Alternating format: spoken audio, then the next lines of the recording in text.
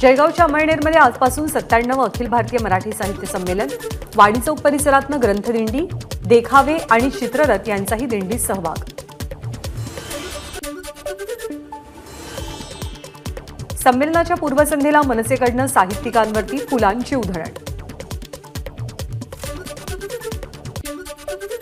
राज ठाकरे नाशिक दौऱ्यावर, दौऱ्याचा आजचा दुसरा दिवस, थोड्याच वेळात पत्रकार परिषद। छगन भुजबळ भाजपच्या वाटेवर असल्याची अंजली दमानी यांची पोस्ट चर्चेत। भुजबळांच्या भ्रष्टाचाराविरोधात याचिका करणारा भाजप भुजबळांना मोठा ओबीसी नेता बनवणार का? अंजली दमानी यांचा सवाल। विदर्भात 10 पैकी 6 लोकसभा मतदारसंघ काँग्रेस लढणार असल्याची शक्यता। पूर्व विदर्भातले 4 मतदारसंघ काँग्रेसकडेच राहतील। राष्ट्रवादीचा परंपरागत भंडारा गोंदिया आणि शिवसेनेचा रामटेक हा मतदारसंघही काँग्रेसच्याच वाटेला जाण्याची शक्यता। आपल्याला भाजपकडनं कोणताच प्रस्ताव नाही आणि आपल्याला कुठल्याही पदाची अपेक्षा नाही, अंजली दमानिया यांनी उपस्थित केलेल्या प्रश्नांवरती भुजबळांची प्रतिक्रिया। मराठा आरक्षणाच्या सर्वेक्षणाला आता मुदतवाढ नाही। आज रात्री 11:59 सॉफ्टवेअर बंद होणार।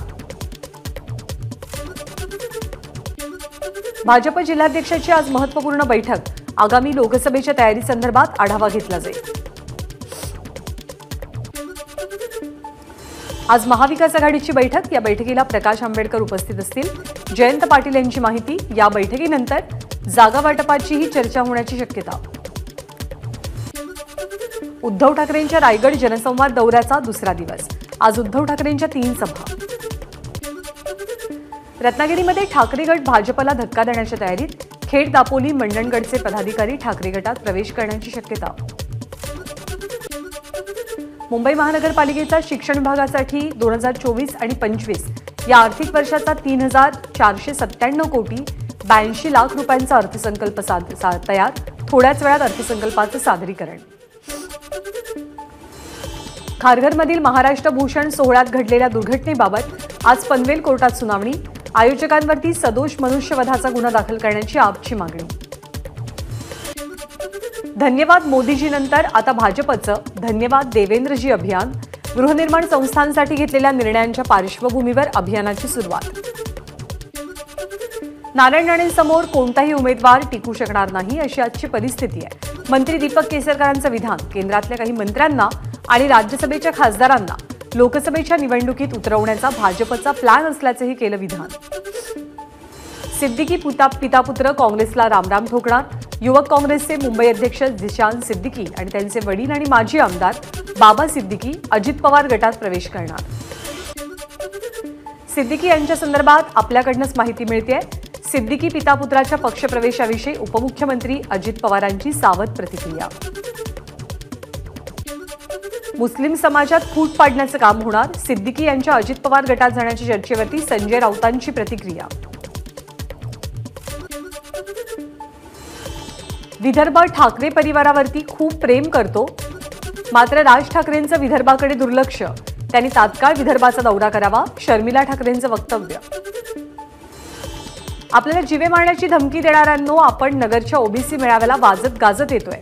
ओबीसीचे नेते लक्ष्मण हाके यांचं धमकी देणाऱ्यांना आव्हान। उद्या अहमदनगरच्या क्लेराब्रुस मैदानावरती ओबीसी महाएल्गार मेळावा। मंत्री छगन भुजबळांच्या उपस्थितीत मेळावा पार पडेल। 5 फेब्रुवारीपासून मराठा आरक्षणाविरोधात ओबीसी बांधव रस्त्यावरती उतरणार। राज्यभरात ओबीसी जनजागर एल्गार रथ यात्रा निघणार।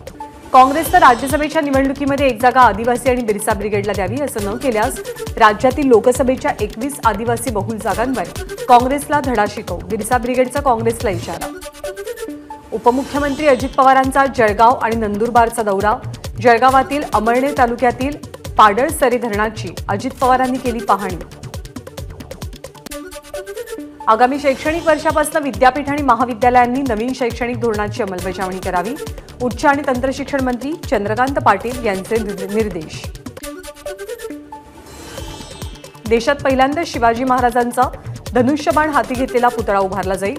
राज्य शासनाच्या वतीनं खालापूर तालुक्यातील उंबरखिंड इथे हा पुतळा उभारण्याची घोषणा पालकमंत्री उदय सामंतांनी केली आहे। राज्यातील निवासी डॉक्टर 7 फेब्रुवारीपासून संपावर। विविध मागण्यांसाठी सामूहिक रजा किंवा संपावर जाण्याचा इशारा। जानेवारी महिन्यामध्ये मुंबईत 10,900 घरांची विक्री. राज्य सरकारला घरांच्या विक्रीतनं मुद्रांक शुल्कापोटी मिळाले 746 कोटी रुपये.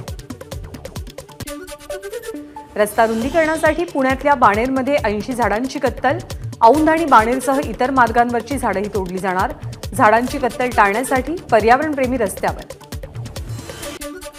राज्यातील रेल्वे प्रकल्पासाठी 15,554 कोटींचा निधी. मुंबई दिल्ली प्रवास वेगवान होणार. रुळांचं आधुनिकीकरण केलं जाईल. राज्यात लवकरच 16 फिरती प्रयोगशाळा वाहनं आणणार. या प्रयोगशाळा पीपीपी तत्वावरती चालवण्यास देण्याबाबत विचार केला जाईल. अन्न आणि औषध प्रशासन मंत्री धर्मराव बाबा अत्रामांची माहिती. राज्यातील नागरी सहकारी बँकांच्या अडचणी सोडवण्यासाठी नियुक्त तज्ज्ञ समितीचा अहवाल शासनाकडे सादर. आमदार प्रवीण दरेकरांकडून अजित पवारांना अहवाल सुपूर्द. पुणे पोलिसांच्या कंट्रोल रूमला धमकीचा मेसेज. पूना हॉस्पिटलला बॉम्ब न उडवून देण्याची धमकी. त्यानंतर पूना हॉस्पिटलची सुरक्षा वाढवली. धमकीचा मेसेज करणाऱ्या व्यक्तीचा शोध सुरू. इकडे मुंबई वाहतूक नियंत्रण कक्षालाही धमकीचा मेसेज. मुंबईत 6 ठिकाणी बॉम्ब ठेवल्याची मेसेजमधून धमकी. या मेसेजमुळे मुंबई पोलीस अलर्ट मोडवर. डोंबिवलीमधल्या आजदेपाडा इथे भर रस्त्यात महिलेची छेडछाड. प्रीतम गायकवाड असं या रोड रोमिओचं नाव. स्थानिक तरुणांनी या रोड रोमिओला चांगला चोप दिला. अपघातग्रस्तांना वाचवण्यासाठी गेलेल्या तरुणाला दुसऱ्या वाहनाची धडक. या धडकेमध्ये तरुणाचा मृत्यू. परभणी गंगाखेड महामार्गावरची घटना. नाशिकच्या चांदवड तालुक्यातील चांदवड लासलगाव रस्त्यावरील वाळकेवाडी फाटा शिवारात डंपर आणि दुचाकीची धडक. अपघातात दोघांचा मृत्यू. चेंबूरमधील सिद्धार्थ कॉलनीमध्ये मध्यरात्री सिलेंडरचा स्फोट. 7 जण जखमी. सिलेंडर स्फोटामुळे घराचं मोठं नुकसान. एबीपी माझा, उघडा डोळे बघा नीट.